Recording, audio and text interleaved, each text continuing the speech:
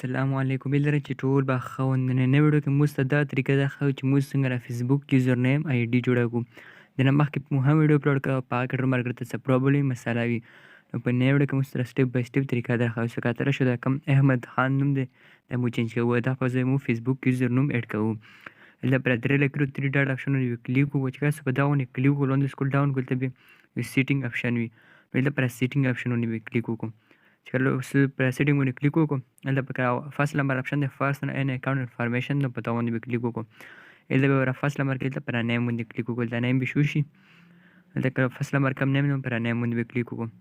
هلته کوم د اولډ نوم دی دا نه به ریموو کړو چې کوم فیسبوک یوزر نوم دی کوم د سیمبل دی د میډل نه کې به سیمبل فرست کې یوزر لاست کې چې کوم لاست نوم دی دغه کې به د فیسبوک ایډ کړو. په دغه طریقې سره سو به لږ مسټیک هم نه کوو.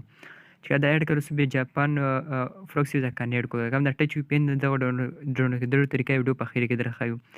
چې کله سو پر تیر باندې کلیک وکړو د جاپان کتره شو د فروکسي ته کنیډ کو. چې کله دا انټرفیس په دغه شکل شي د موږ سره کنیډ شولو. چې کله دا سټاپ آپشن نو ولې نو دا کنیډ شولو.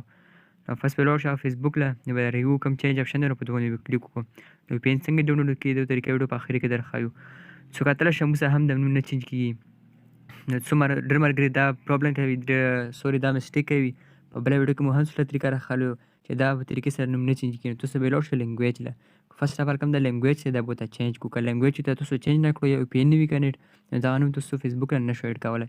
دا کوم لینګویج چې مو سلیکټ کړو دغه نه سکرین شاټ واخلو دا لینګویج چې تاسو سلیکټ کړو. چې کله سلیکټ کړو پس بیا مخ سیټینګ ته راشو نو په دې طریقې سره فرست کې یوزر سیکنډ کې میډل کې سیمبل لاست کې فیسبوک پر یو چینج باندې به کلیک وکړو. څو کتره شو موږ نوم چینج کړو چینج کېږي.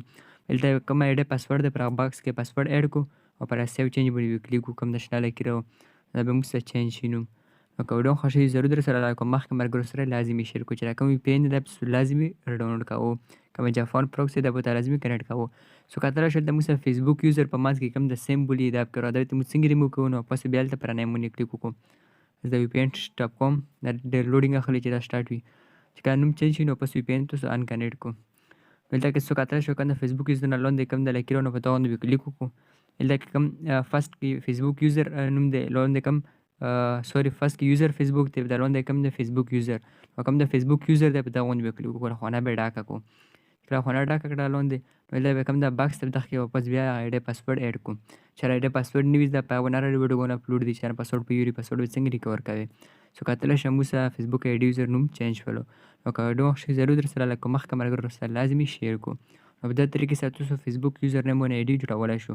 د نه مخکې مو هم ویډیو اپلوډ کړه خو ډېر ملګرو مو میسیجونه وکړل چې موږ سره نوم په طریقه نه چینج کېږي. نو تاسو ته لینګویج نه چینج کوو. چې لینګویج نه چینج کوو یا پی ان ته کنیکټ نه کړو نو بیا نه چینج کېږي. پی ان څنګه ډاونلوډ کوو د هغه لپاره موږ سره اوس طریقه درښیو. لاړ به شو کروم ته په هغه کې به سرچ کړو ټچ وی پی ان اے پی کې اولډ ورژن. نو داسې کله تاسو هم سرچ کوئ تاسو ته به ډېر ښه لینکونه اوپن شي په هغه کې تاسو ډېر په اسانه طریقې سره ډاونلوډ کولی شو. بیا که ډېر ملګري هستئ چې په هغه کې څه نشو ډاونلوډ کولی نو موږ له میسیج یا کمنټ وکړو تاسو له موږ وټساپ کې تیار وي پی ان دې ایډ کړو.